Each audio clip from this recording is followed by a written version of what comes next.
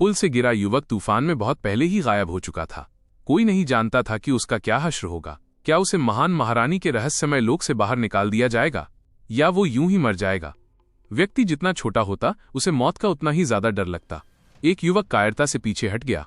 उसने पीला चेहरा लिए कहा, छोड़ो, मैं बस आराम से पुल पार कर लूंगा। कम से कम मैं देख तो पाऊंगा कि ईश्वर आगमन टॉवर के अंदर क्या है। एक व्यक्ति के आगे बढ़ने पर और लोग पीछे हटने लगे। अगर वे पीछे रहकर जानवरों पर हमला न करें तो उनकी सुरक्षा सुनिश्चित हो सकती थी। इस तरह दबाव कुलवंत और उनके साथियों पर पड़ेगा। कई युवा अभिजात वर्ग का मानना था कि ईश्वर आगमन टॉवर में और भी ज्यादा अवसर होंगे। तूफान से प्राप्त स्वर्ग के चिन्ह बहुत कम मूल्य के थे। न केवल उन्हें बहुत कम मिल सकते थे बल्कि उन्हें प्राप्त करना भी कठिन था। वरुण उन लोगों में से एक था जो पीछे हट गए। वरुण कम से कम आत्म जागरूक तो था। उसने कुलवंत से मुकाबला करने की हिम्मत नहीं की, क्योंकि अगर वो आगे निकल जाता तो मौत को दावत देता। अपनी मूल स्थिति में लौटते हुए उसने देखा कि आदर्श अभी भी धीरे धीरे बाकी सभी से पीछे चल रहा था। शुरू से अंत तक आदर्श आगे नहीं गया था। सामने से हत्या जोरदार हो रही थी, लेकिन ऐसा लग रहा था जैसे वो इसमें शामिल नहीं था। उसके चेहरे पर एक सुखद और सुकून भरा भाव था। ये सुनकर वरुण का मुंह जोर से फड़क उठा। ये बच्चा, बाकी लोग तो लड़ते लड़ते अपनी गर्दनें तुड़वा रहे थे, पर ये तो यहां था मानो सैर सपाटा कर रहा हो। वरुण ने सोचा था कि इस बार वो अपनी ताकत दिखाकर आदर्श को मात दे देगा, लेकिन आखिरकार उसे एक लाक्षणिक काली आंख मिल गई। उसने न सिर्फ कुछ हासिल किया बल्कि खुद का मजाक भी उड़ाया।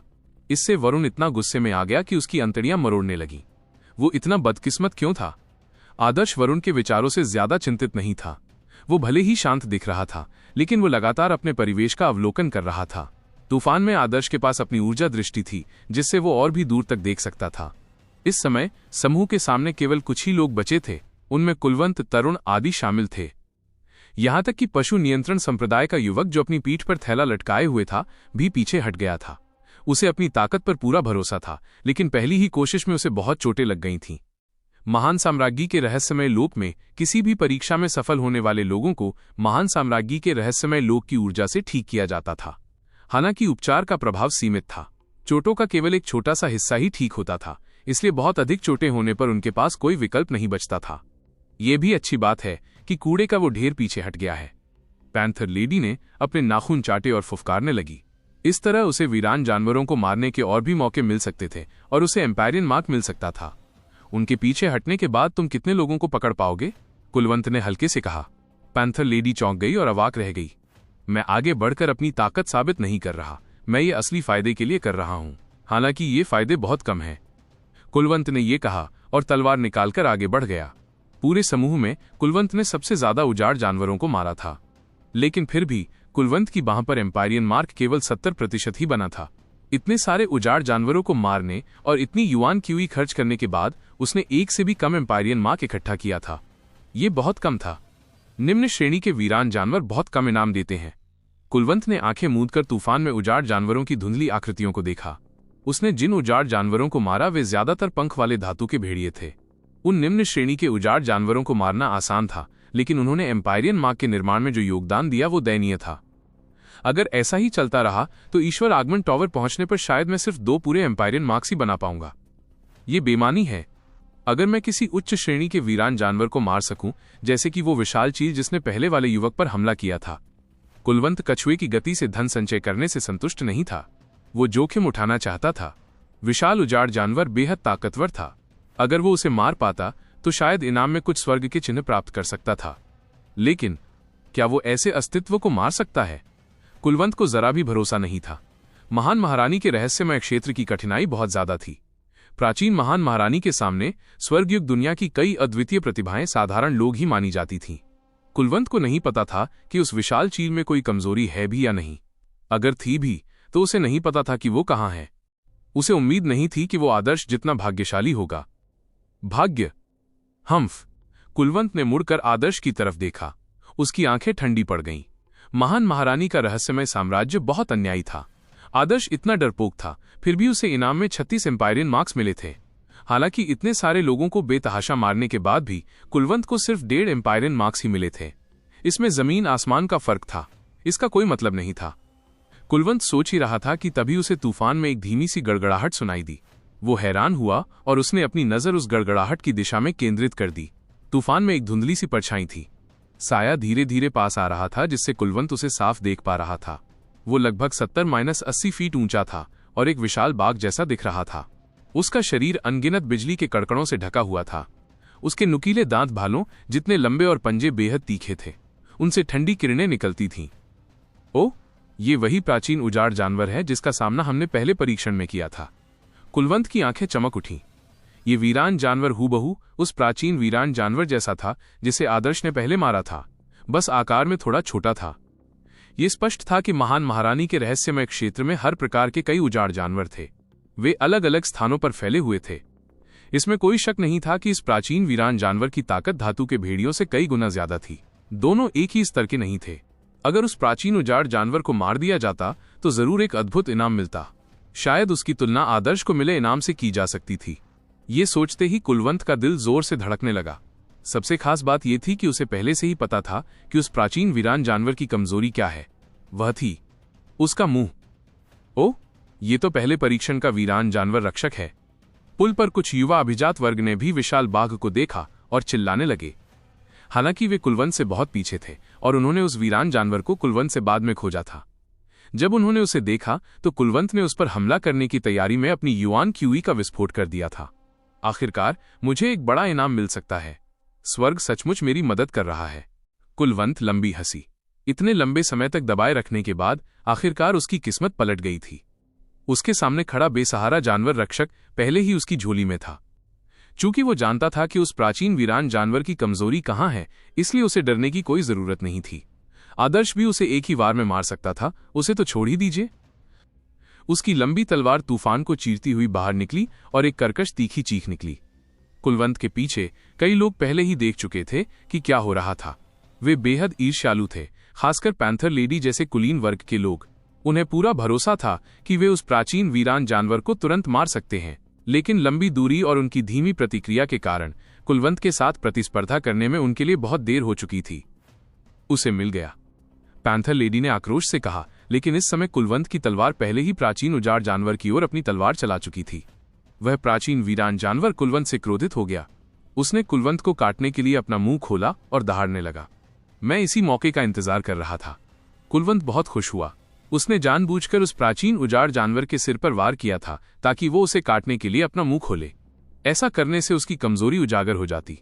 कुलवंत जोर से चीखा और उसकी तलवार पर एक चमकीली लाल रोशनी चमक उठी।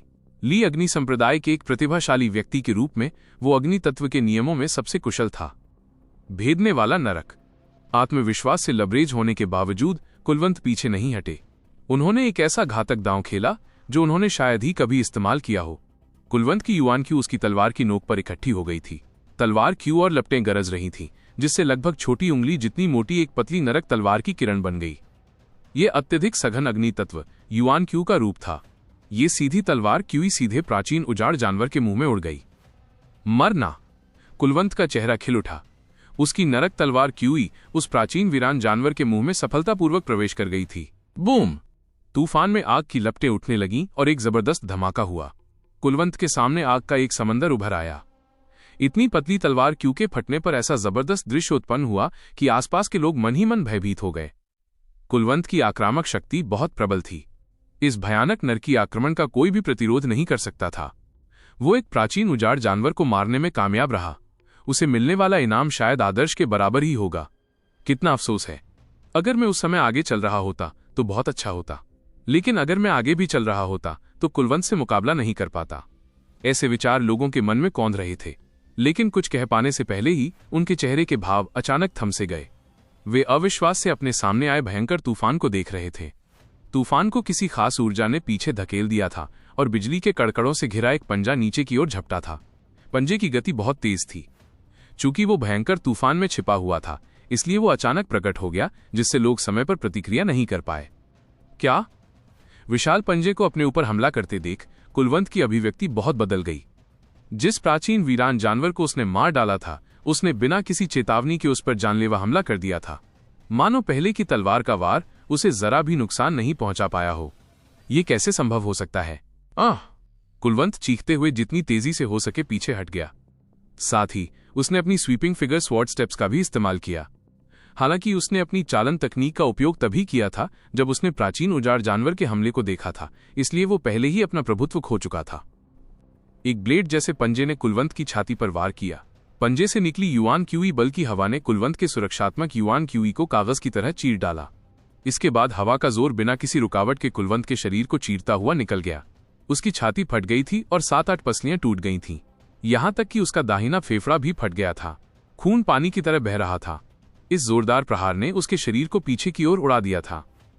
कुलवंत का चेहरा पीला पड़ गया था। उसका चेहरा अविश्वास से भरा था। उसने और आदर्श दोनों ने प्राचीन उजाड़ जानवर के मुंह पर हमला किया था।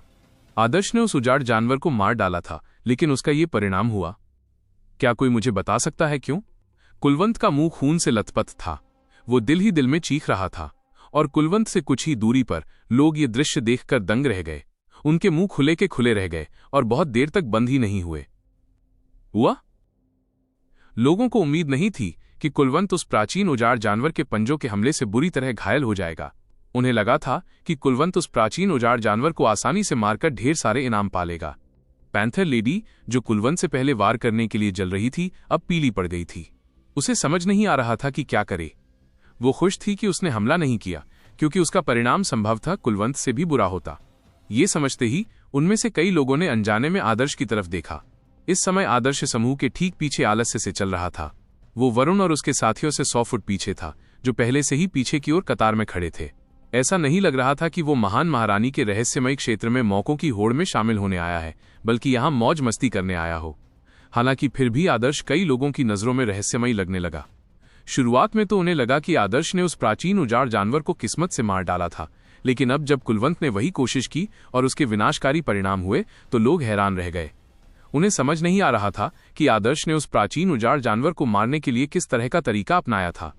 वरिष्ठ भाई कुलवंत, ये देखकर कि कुलवंत पुल से गिरकर विशाल तूफान में गिरने ही वाला है, एक जलते हुए वस्त्र पहने युवक ने अपनी अंतरिक्षीय अंगूठी से एक रस्सी जैसी जादुई वस्तु निकाली। वो कुलवंत को बचाने के लिए उस पर यह जादुई वस्तु फेंकना चाहता था। हालांकि इस समय प्राचीन उजाड़ जानवर दहाड़ता हुआ सीधे कुलवंत पर हमला करने लगा।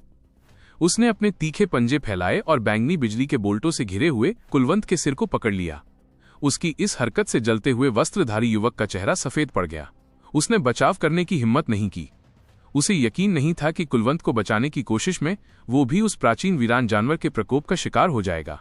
अगर उस पर भी हमला हुआ तो कुलवंत के साथ उसकी भी मौत हो जाएगी। कुलवंत तो बस एक सहशिष्य था। कुलवंत का जीवन उससे ज्यादा महत्वपूर्ण कैसे हो सकता है? काचा बिजली चमकी और सांप जैसे बैंगनी रंग के तीर कुलवंत के चेहरे से चिपक गए। वह प्राचीन वीरान जानवर भारी था। उसके जबरदस्त दबाव से लोग पीछे हटने को मजबूर हो गए। पीछे हट रहे लोगों में आदर्श भी था। हालांकि वो पहले से ही काफी दूरी पर था, फिर भी उसकी पीछे हटने की गति बाकी सभी की तुलना में बहुत तेज थी। ये सुनकर कई लोग अवाक रह गए। ये बच्चा यहां क्या कर रहा था? दरअसल जब आदर्श पीछे हटा तो उसका हाथ पहले से ही अपनी अंतरिक्षीय अंगूठी पर दबाव डाल रहा था। उसकी मानसिक ऊर्जाएं गगन धनुष पर केंद्रित हो चुकी थीं। वो कभी भी हमला कर सकता था, लेकिन क्या मजा तो अभी शुरू ही हुआ था। आदर्श कुलवंत जैसे इंसान को कैसे बचा सकता था जो अपनी जान लेने की सोच रहा था? ये पहले से ही बुरा नहीं था कि उसने कुलवंत को तब लात नहीं मारी जब वो नीचे था। बेशक ये महान महारानी के रहस्यमय राज्य के नियमों के कारण भी था, जो आदर्श को कुलवंत पर हमला करने से रोकते थे। अगर ऐसा नहीं होता और अगर आदर्श दुष्ट बनना चाहता तो उसे अपनी असली औकात भी नहीं पता होती। जोरदार प्रहार सहने के बाद कुलवंत की आंखें तेजी से चमक उठीं। उसने अपनी जीभ काट ली और मुंह में रक्तसार थूक दिया। जैसे ही उसका रक्तसार जलने लगा, कुलवंत के चेहरे पर एक अजीब सा कोहरा छा गया। ये थोड़ा भयावह लग रहा था। कुलवंत चिल्लाया। उसकी हड्डियों से चटकने की आवाज आने लगी। उसकी छाती, जो बुरी तरह घायल थी, एक अजीब सी ऊर्जा के कारण धीरे धीरे ठीक होने लगी थी। इसके साथ ही कुलवंत की मांसपेशियों में ऐंठन होने लगी। उसके माथे की नसें भी एक एक करके उभरने लगी। ओह, उसके पास अभी भी कुछ छिपा है? आदर्श हैरान रह गया। उसने सोचा था कि कुलवंत जरूर हार जाएगा, लेकिन उसने कभी सोचा भी नहीं था कि कुलवंत रस्सी के आखिरी छोर पर होने के बावजूद अपनी युद्ध शक्ति को अस्थायी रूप से बहाल करने के लिए ऐसी रहस्यमय तकनीक का इस्तेमाल कर सकता है। कई बड़े संप्रदायों के लोगों के पास सुरक्षा के तौर पर रहस्यमयी तकनीकें थीं। ये रहस्यमयी तकनीकें ज्यादातर राक्षसी साधना तकनीकें थीं, इसलिए शरीर को काफी नुकसान पहुंचाती थीं। लेकिन जान को खतरा होने पर कौन इसकी परवाह करेगा? वाह! कुलवंत ने अपना हाथ बढ़ाया। जैसे ही उसकी हथेली के बीच से एक मोटी ज्वाला निकली, जो कसकर एक पुल पर लिपट गई। ज्वाला का कोड़ा रस्सी की तरह तना हुआ था। कुलवंत पहले से ही ज्वालाओं को इतनी अच्छी तरह नियंत्रित कर सकता था कि उन्हें भौतिक वस्तुओं में बदल सके। इससे साफ जाहिर होता है कि अग्नि तत्व के नियमों में उसकी गहरी समझ थी। अग्नि तत्व के नियमों की शक्ति ने अचानक कुलवंत के शरीर को और नीचे गिरने से रोक दिया, और इसी क्षण वो प्राचीन वीरान जानवर आगे की ओर झपटा। कुलवंत की पुतलियां सिकुड़ गईं, उसकी जीवन ऊर्जा जलने लगी और उसने एक रहस्यमयी तकनीक का इस्तेमाल करते हुए दांत पीसकर स्वीपिंग फिगर स्वॉर्ड स्टेप्स का इस्तेमाल किया। वाह वाह वाह वाह! 10 से ज्यादा कुलवंत तलवार क्यू अवतार प्रकट हुए। इन तलवार क्यू अवतारों को प्राचीन वीरान जानवर ने अपने पंजे के हमले से चीर डाला, जिससे युआन क्यू का विस्फोट हुआ। लेकिन इसी समय कुलवंत ने लौ की रस्सी खींच दी, जिससे वो तेजी से छोटी हो गई। कुलवंत का शरीर तीर की तरह ऊपर उठा। अपने आसपास के भयानक तूफान का विरोध करते हुए वो एक पुल की ओर उड़ गया। वो जिस लक्ष्य क्षेत्र की ओर उड़ रहा था वो समूह का सबसे दूर का छोर था। ये उस जगह के बहुत पास था जहां आदर्श था। इस दिशा में आदर्श, वरुण और 4 अन्य साधक शामिल थे। आदर्श के अलावा वे सभी अपेक्षाकृत कमजोर थे। फक! वरुण ने अश्लील गालियां दी। जाहिर है कुलवंत खतरे को टालने की सोच रहा था। इस समय आदर्श के हाथ में एक कृपाण आ चुकी थी। ये कृपाण पूरी तरह से लाल रंग की थी। कृपाण के हैंडल पर एक जीवित भूत का सिर उकेरा हुआ था, जो बेहद दुष्ट लग रहा था। ये वो बहुमूल्य कृपाण था जिसे आदर्श ने तब प्राप्त किया था जब उसने 1000 हाथ वाली दादी रक्तलाल कमल को लूटा था। आदर्श ने जल्दी से मामला संभाल लिया। कुलवंत की ज्वाला की रस्सी पर निशाना साधते हुए उसने बिना किसी झिझक के अपनी कृपाण से उसे काट डाला।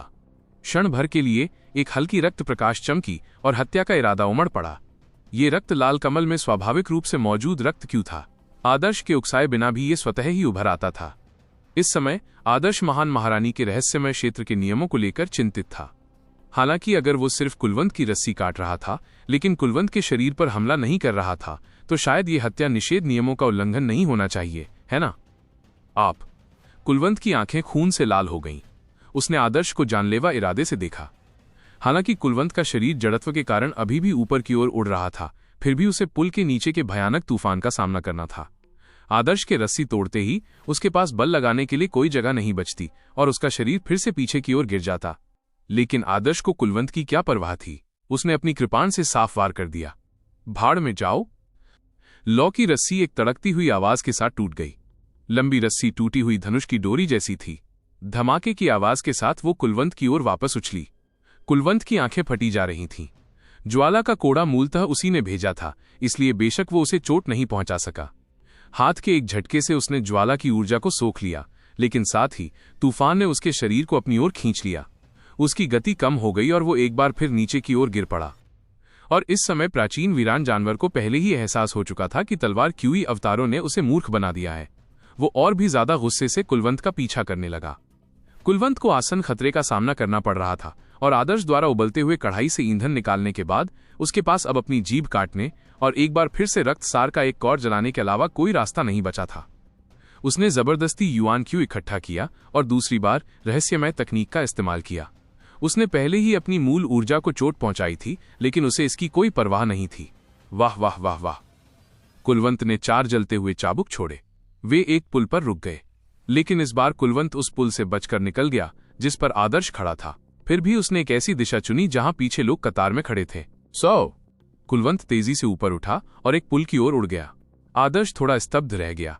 कुलवंत ने अचानक इतने सारे ज्वाला कोड़े छोड़े थे कि उन सभी को काटना असंभव था। एक ही पल में कुलवंत पुल पर उतर गया। उसने आदर्श को एक कातिल निगाह से देखा और उसके शरीर के हिलने के साथ ही एक प्रकाश किरण ने उसके शरीर को ढक लिया और अगले ही पल वो पूरी तरह से गायब हो गया। वे सब अचानक स्तब्ध रह गए। कुलवंत अचानक हवा में गायब हो गया। क्या ये अदृश्यता थी? भ्रम तकनीकें? आदर्श जानता था कुलवंत भले ही गायब हो गया हो, लेकिन अपनी ऊर्जा दृष्टि में आदर्श अभी भी कुलवंत को साफ देख सकता था। ये भ्रम तकनीक अग्नि तत्व के नियमों से संबंधित नहीं थी। कुलवंत के पास कई गुप्त तकनीकें थीं। ली अग्नि संप्रदाय के 18 वर्ष से कम आयु के एक शीर्ष शिष्य के रूप में कुलवंत वास्तव में बहुत शक्तिशाली थे। ऐसी स्थिति में भी वे जीवित रह सकते थे। गर्जन! एक बहरा कर देने वाली दहाड़ सुनाई दी। वो प्राचीन वीरान जानवर कुलवंत के पीछे पीछे पुल पर कूद पड़ा। इसका विशाल ढांचा एक दूसरे के बगल में रखे गए 12 पुलों को भर सकता था, इसलिए भारी टक्कर के कारण पुल हिंसक रूप से हिलने लगा, जिससे वहां मौजूद कुलीन लोग स्थिर होकर खड़े नहीं हो सके। उनके हाव भाव बदल गए। पहली परीक्षा में उन्हें कोई बाधा नहीं पहुंची थी, फिर भी उस प्राचीन वीरान जानवर का सामना करना बेहद खतरनाक था। अब भयानक तूफान में अपनी सीमित शक्ति के कारण इस प्राचीन वीरान जानवर का सामना करते समय उनके पास बच निकलने का कोई रास्ता नहीं था। कुलवंत कहाँ गया? कई साधक घबरा गए। ऐसी स्थिति में कुलवंत ने सबकी आंखों के सामने से गायब होने के लिए एक मायावी तकनीक का इस्तेमाल किया था और प्राचीन उजाड़ जानवर ने कुलवंत को भी खो दिया था। यद्यपि प्राचीन उजाड़ जानवर शक्तिशाली था, लेकिन उसकी धारणा, प्रतिक्रिया, गति और अन्य कारक काफी हद तक सीमित थे। उदाहरण के लिए अब आदर्श कुलवंत को साफ देख सकता था, लेकिन प्राचीन वीरान जानवर कुलवंत को ढूंढ नहीं पा रहा था। इस तरह वो अपना लक्ष्य भी खो बैठा। आदर्श को इस बात पर जरा भी आश्चर्य नहीं हुआ। जब प्राचीन महारानी ने इस प्राचीन वीरान पशु की रचना की थी तो उन्होंने इसकी कई क्षमताओं को सीमित कर दिया था। अगर उन्होंने किसी ऐसे वीरान पशु को जो हर तरह से दोष रहित हो प्रथम परीक्षण के लिए संरक्षक के रूप में रखा होता तो शायद कोई भी साधक उसे पार नहीं कर पाता। जब प्राचीन वीरान जानवर कुलवंत को नहीं ढूंढ पाया तो उसकी नजर दूसरे साधकों पर पड़ी और उनमें आदर्श भी शामिल था। वह प्राचीन वीरान जानवर धीरे धीरे पास आते हुए गुर्राया। उसके माथे के बीचों बीच उसकी तीसरी आंख खुल चुकी थी। इस आंख के चारों ओर बैंगनी रंग की बिजली चमक रही थी। उस प्रज्वलित दिव्य प्रकाश ने साधकों की आंखों को चोट पहुंचाई। दबाव! लोगों ने अपनी सांसें रोक लीं। किसी ने भी सांस छोड़ने की हिम्मत नहीं की, क्योंकि उन्हें डर था कि कोई भी बाहरी हरकत उन्हें उस प्राचीन वीरान जानवर का अगला निशाना बना देगी। तूफान में पुल पर अगर वे उस प्राचीन वीरान जानवर के निशाने पर आ गए तो ज्यादातर लोगों को मौत की सजा दी जाएगी। उनके पास कुलवंत जैसे जीवन रक्षक साधन नहीं थे। कुलवंत, वो कमीना!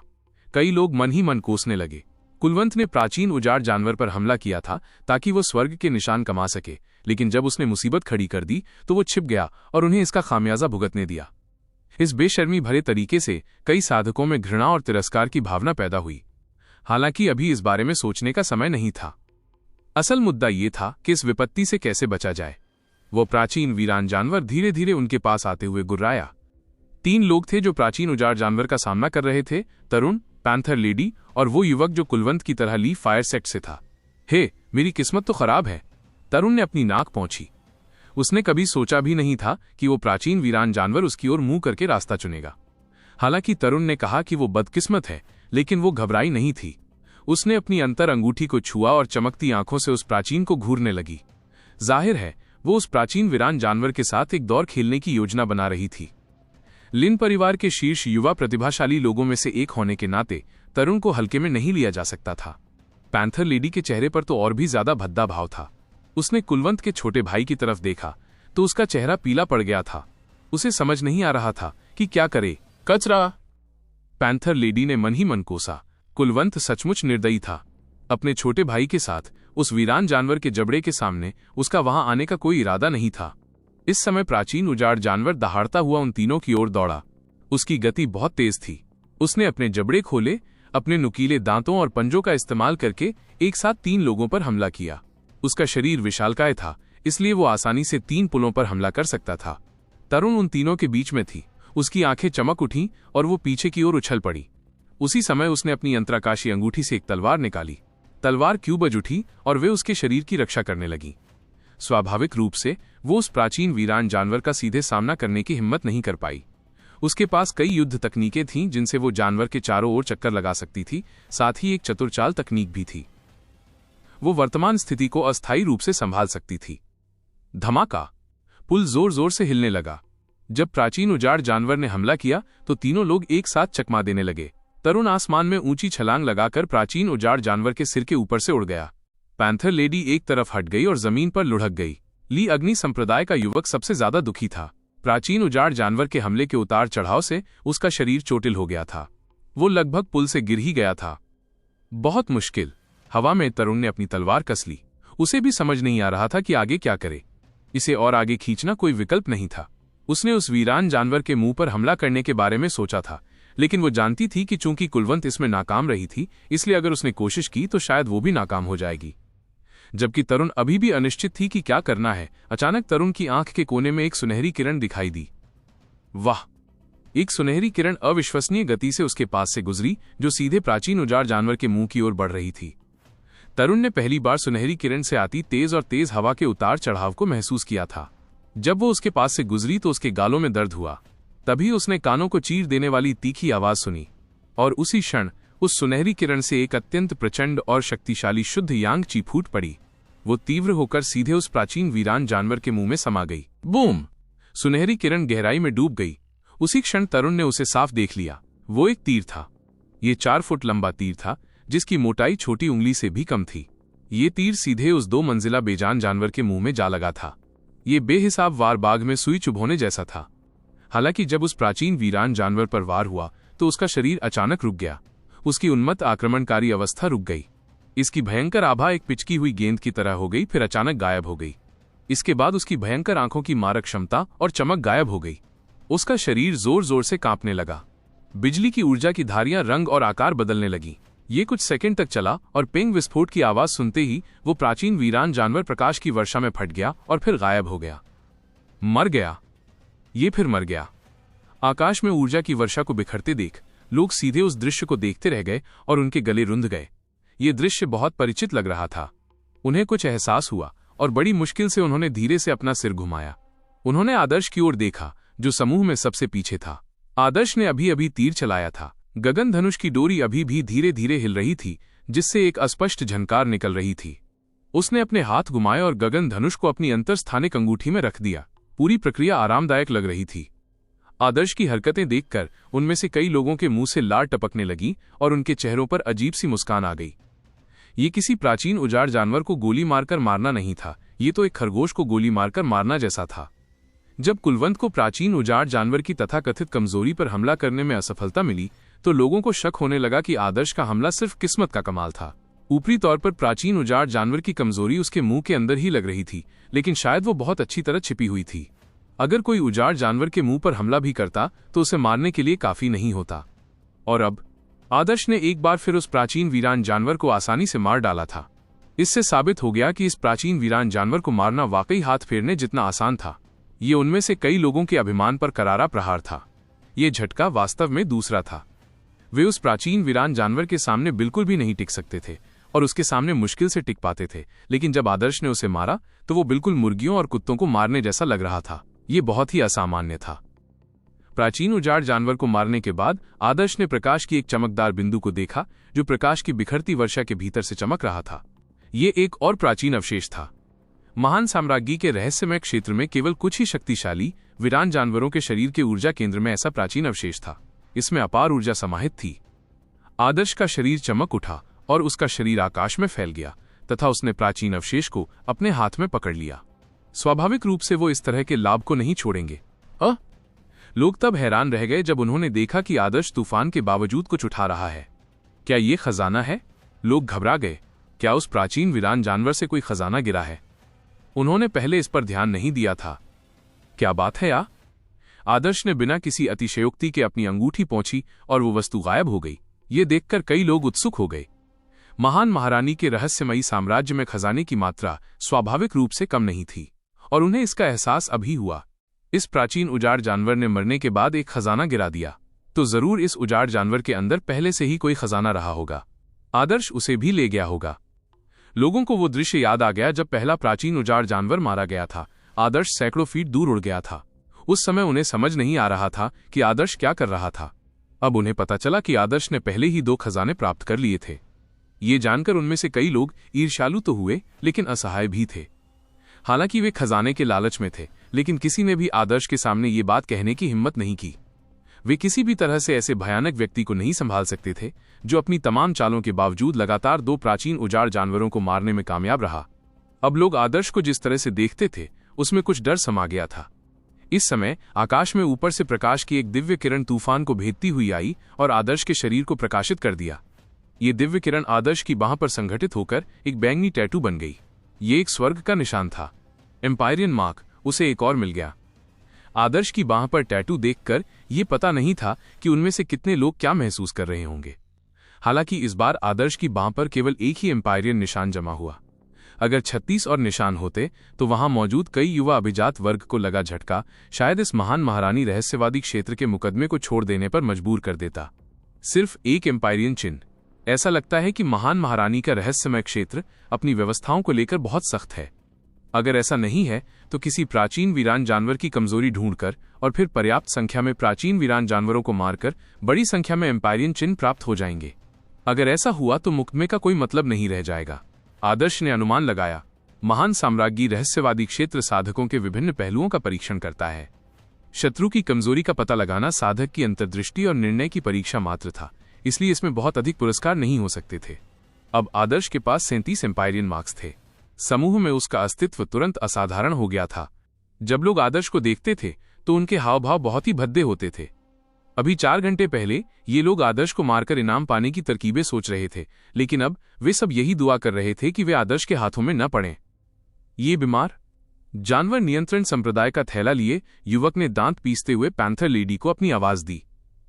क्या उन्होंने नहीं कहा था कि वो एक वीरान स्वर्ग गुरु का प्रशिक्षु था और बैकवाटर ईस्ट से आया था? वो इतना शक्तिशाली क्यों है? जानवर नियंत्रण संप्रदाय के युवक को एहसास हुआ कि वो न सिर्फ आदर्श से कमजोर था, बल्कि यहां उसे मिलने वाले अवसर भी आदर्श के मुकाबले अतुलनीय थे। और आखिरकार आदर्श के लिए मार्शल आर्ट बस एक गौण विषय था। वीरान स्वर्ग तकनीक में भी आदर्श एक अद्वितीय प्रतिभा था।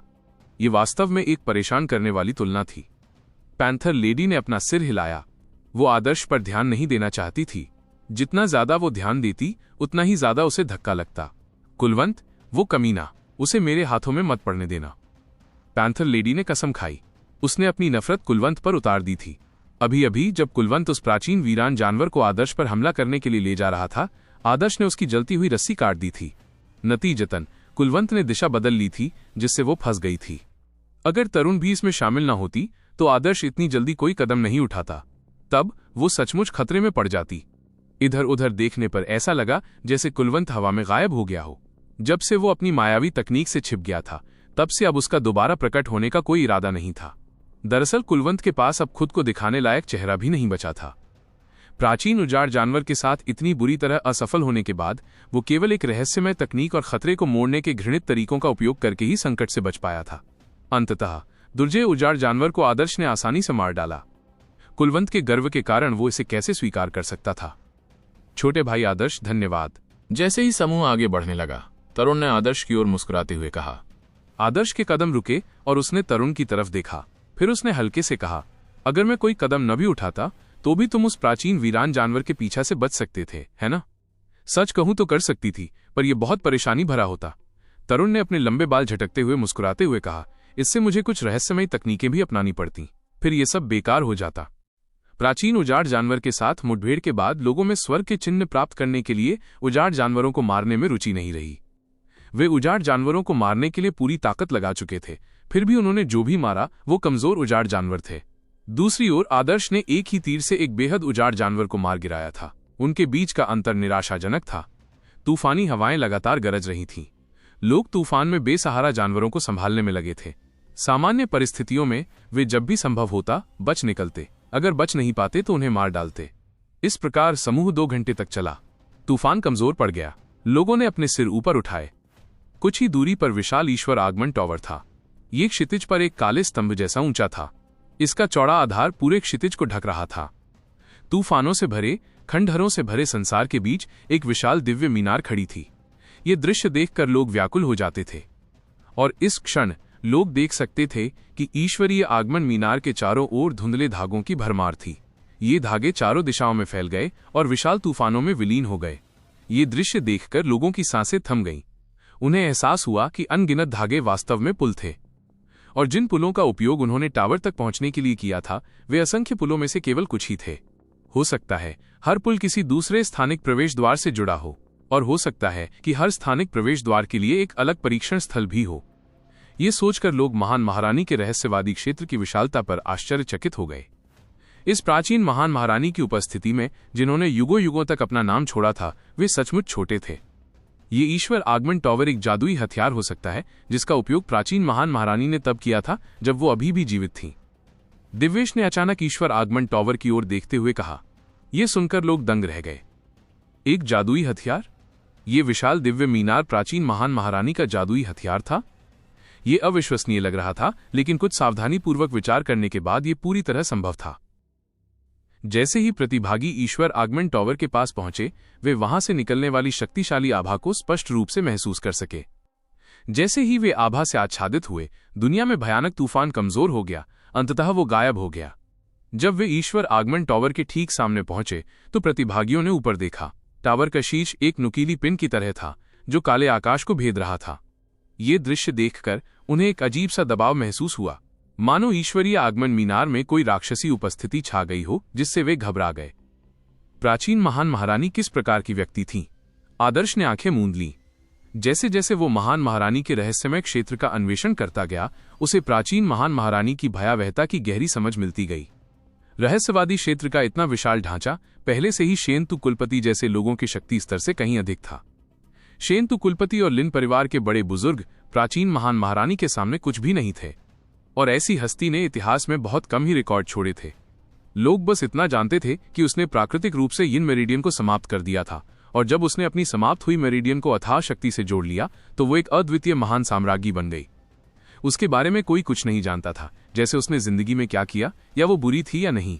लोगों को तो ये भी नहीं पता था कि उसका अंतिम विश्राम स्थल कहाँ है। क्या उसकी हत्या कर दी गई थी, या वो इस दुनिया की सीमाओं को तोड़कर किसी दूसरी दुनिया में चली गई थी? प्राचीन महान महारानी रहस्य और अज्ञात से भरी हुई थी।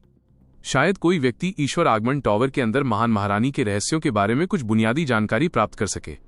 ये बात ध्यान में रखते हुए आदर्श लंबे पुल से नीचे उतरा और ईश्वर आगमन टॉवर के सामने एक छोटे से चौक पर पहुंचा। चौक काले पत्थर से बना था। चौक में कदम रखते ही आदर्श को धीरे धीरे अपना खून खौलता हुआ महसूस हुआ। उसने दिव्येश और तरुण को अवचेतन रूप से देखा। उसने महसूस किया कि उनके चेहरे पर थोड़ी हैरानी थी। जाहिर है दोनों की भावनाएं एक जैसी थीं। आदर्श ने जमीन की ओर देखा। वो काला पत्थर एक ऐसी चीज थी जिसे वो पहचान नहीं पाया। संभवतः काफी समय बीत जाने के बाद भी उस चट्टान की सतह पर एक भी निशान नहीं होगा। फर्श की टाइलें स्याही की तरह गहरे रंग की थीं। बीच में रहस्यमयी गहरे लाल रंग के पैटर्न थे। ये पैटर्न ऐसे लग रहे थे जैसे टाइले पर खून के पैटर्न जम गए हों। ये किसी विशेष जैविक प्राणी के रक्त से भी बना हो सकता है। आदर्श को लगा कि उसके खून का उबलना शायद पत्थर की वजह से था। ये रहस्यमयी रक्त पैटर्न उसके शरीर के खून के साथ प्रतिध्वनित हो गए थे।